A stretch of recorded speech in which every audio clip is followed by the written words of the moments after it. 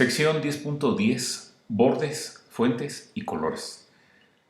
Se han visto ejemplos de cómo colocar bordes alrededor de componentes y también lo que es el fondo. Y bueno, y también hemos visto el color del texto y cómo aplicar cómo se pueden definir fuentes diferentes. Bueno, pues vemos algunas otras cosas que podrían ustedes realizar para darle un efecto muy particular a su aplicación. Entonces, bueno, en esta sección de bordes se observa ahí en la figura 10.17 6 botones, cada uno con diferentes estilos de bordes. Entonces la descripción de cada uno de estos bordes, bueno, pues aparece ahí en el texto. Todos estos bordes tienen el color negro, el estilo del borde, bueno, en el que está en la esquina superior izquierda, pues es sólido o puede ser con puntitos, y en este caso se utiliza el valor de Doret, o bien puede ser algo más pues como guiones, sería el dash. Y y también, bueno, se le está para cada uno de estos bordes, bueno, se está indicando el, el, el redondeo que tiene la esquina. Decíamos que con un valor de 0, pues la esquina queda rectangular, como es en los primeros dos, y luego, bueno, en los primeros dos y en los últimos dos, ¿no? Y en los otros la esquina está redondeada. En el tercero, o en el tercero se le está dando un valor de 20 y en el siguiente un valor de 10, ¿no? Y de igual manera, bueno, también se está definido el ancho del borde. Por ejemplo, el primero tiene un valor de 6, el otro tiene uno de 2, el siguiente de 1 y también el siguiente, el que está a continuación, tiene de 6 y el otro de 1. Bueno, entonces para poner el borde a un componente, por ejemplo para un botón, pues habría que utilizar el método setBorder. Y para eso, bueno, hay que tener un objeto de la clase border, el cual lo vamos a crear usando un objeto de la clase border stroke. Y entonces, bueno, para el caso, por ejemplo, del primer botón, que en este caso, bueno, pensando que se llama botón 1, podemos ver ahí cómo se está creando, pues bueno, lo que aquí le llamó trazo. Recuerda que se ocupa un border stroke, bueno, para crear el borde. Y digámoslo en otras palabras, respecto a lo que estaba en la sección 10.9.1, aquí se está desglosando, porque cuando lo vimos aquí en la sección 10.9.1, pues se puso todo esto, ¿no? Tac, tac, tac, tac, tac. Y ya lo que se está haciendo acá en la siguiente sección, bueno, se separa esto, y ya que se tiene lo que es el trazo, bueno, se crea el objeto borde, y bueno, border, y ya luego se aplica utilizando el método setBorder al componente, ¿no? Al contenedor. Entonces, bueno, regresando a donde andábamos,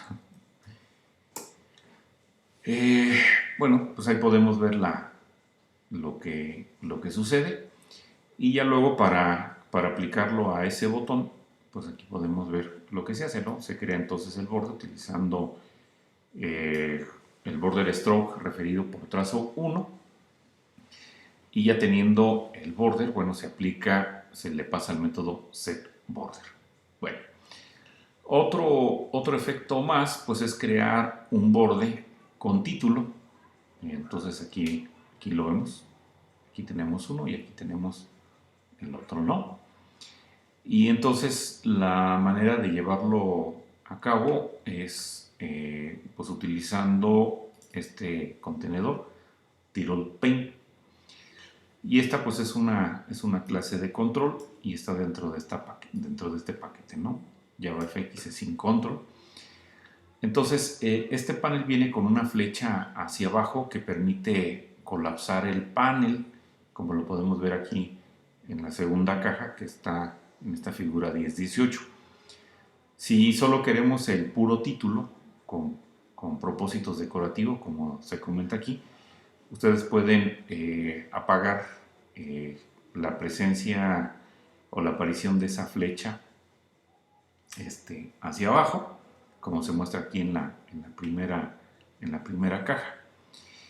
Y ya dentro de estos objetos TiddlePaint, pues se montó un V-Box al panel, ¿no? Y luego, bueno, pues ya podrías en ese V-Box pues poner otros nodos, ¿no? Entonces, para crear el primer panel, bueno, pues se hizo de esta manera. Primeramente, bueno, se creó un V-Box referido por caja 1. Bueno, o sea, está previamente primero su declaración y luego la creación. Y se fijó el tamaño mínimo que tendrá este V-Box utilizando el método setMinSize, donde, bueno, pues se le están pasando dos parámetros. El primero indica, si no mal recuerdo, el ancho en píxeles y el segundo el alto en píxeles. Y ya enseguida, bueno, se crea la clase de control. Bueno, primeramente se estaría declarando la variable TiddlePaint con este nombre, primer panel, y se crea entonces la clase de control con el constructor correspondiente y se le está pasando, bueno, dos parámetros. Como podemos observar, pues el primer parámetro pues es el título que tendrá este TiddlePaint y el segundo es el contenedor que va a llevar esta clase de control. Y para que no aparezca la flecha hacia abajo, bueno, utilizando este método de escritura del TiddlePaint llamado setCollapsible, no sé cómo se pronuncia, bueno, se le está pasando el valor de false, ¿no? Y de una manera similar, pues se puede crear fue creado el otro panel, ¿no? Bueno, veamos ahora lo que se refiere a las fuentes. Bueno, hay acá una figura, ahí podemos ver 5 tipos de fuentes y cada una, bueno, pues tiene ahí su descripción. Por ejemplo, la primera es verdana, en negritas, itálica y de tamaño 12, ¿no? Luego está enseguida un Times New Roman, en forma normal, regular y tamaño de 15. La siguiente, bueno, es casi lo mismo, nada más que se utiliza otra fuente, Courier New, y con un tamaño ligeramente más grande. Y luego la de abajo es Lucida Bright, negrita, regular, tamaño 14. Y luego al final Calibri, bueno, activando la propiedad de subrayado y con un tamaño de 38. Bueno, entonces estos ejemplos de diferentes fuentes, bueno, se aplicaron a varios objetos text. Y para eso pues se utilizó el método setFont de text para fijar lo que es la fuente. Y bueno, pues hay otros controles también, como por ejemplo button, pues también tienen el setFont. De esa manera pues ustedes pueden cambiar la fuente. Bueno, se comenta que hay dos maneras de llevar a cabo esto. Primeramente, bueno, podrías utilizar el método font de la clase font con F mayúscula y pensando que tuvieras un objeto text llamado, o bueno, referido por leyenda 1, pues esto es lo que se podría haber hecho, ¿no? Se crea entonces, bueno, primeramente se hace la declaración de algo de tipo font, referido por fuente 1, y ya después, bueno, se crea, bueno, no tanto que se cree la fuente, bueno, se indica que se va a utilizar una fuente utilizando este método de clase llamado font. Recuerda que cualquier método que en un momento dado sea referido por el nombre de la clase es un método de clase. Es un método que para usarlo no es necesario crear un objeto. Puedes usarlo refiriéndolo con el nombre de la clase. Y bueno, pues a ese método font pues se le pasaron 4 parámetros, como podemos aquí observar. Una primera cadena para indicar el tipo de fuente, otra más para indicar el peso de la fuente. En este caso, bueno, ahí se utilizó esta constante de la clase FontWeight llamada Volt. Y para la presentación, bueno, se utiliza las constantes que aparecen en la clase FontPosture, y en particular, bueno, pues fue Italic, y un parámetro más que pues indica lo que es el tamaño de la fuente. Ya que tienes entonces la fuente, bueno, pues se puede aplicar entonces a ese objeto text llamado leyenda 1 mediante el método setFont, ¿verdad?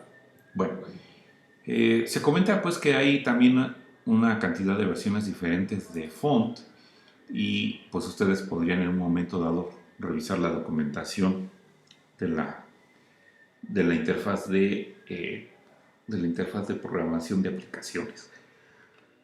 Bueno, la otra manera pues es creando una fuente nueva con alguno de los dos constructores. En el caso del el primer constructor, pues solamente ocupa que se le dé el tamaño de la fuente, en este caso es un valor double, y usa la fuente del sistema por defecto. En el caso del segundo, pues habría que decirle el nombre de la fuente utilizando una cadena y el tamaño.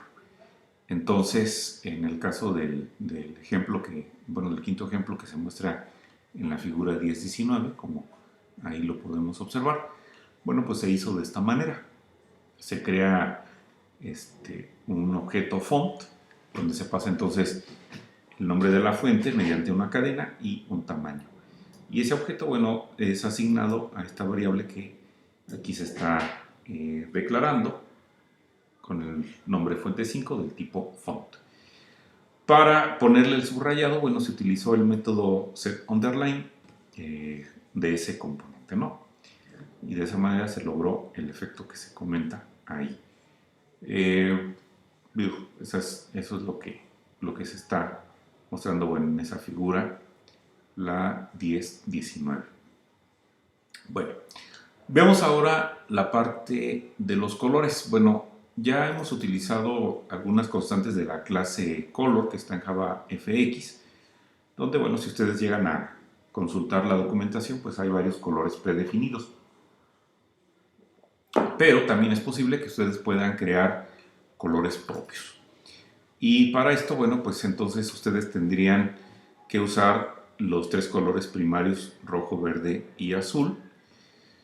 Y entonces los colores, además de estos, pues se van a poder obtener mezclándolos en proporciones diferentes. Por ejemplo, si mezclan rojo, verde y azul con el mismo valor o intensidad y usando el valor máximo, pues entonces se obtiene el color blanco.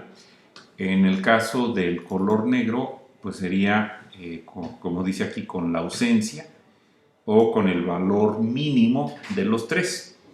En caso de que mezcles cantidades iguales de rojo y verde, bueno, pues vas a obtener diferentes tonos de azul. Para obtener amarillo, pues tendrías que utilizar rojo y azul solamente. Y para tener un color malva, bueno, aquí se llama magenta, pues tendrías que utilizar nada más azul y verde. Perdón, rojo y azul para el magenta, y usando azul y verde entonces produces cian, que es un tipo de color turquesa, ¿no? Bueno, esta clase color tiene este método de clase RGB, con el cual ustedes especifican la intensidad de cada color primario, rojo, verde y azul respectivamente. La intensidad para cada color pues varía desde un mínimo de 0, que sería la ausencia de alguno de ellos, hasta un máximo de 255. Es decir, que tenemos 256 valores o intensidades posibles para cada color primario. De esta manera, pues la cantidad de colores disponibles pues es, bueno, y aplicando un poco combinatoria básica, pues es 256 al cubo, que pues ahí les estaría dando esta cantidad de colores, ¿no? Pues un poquito más de 16 millones de colores.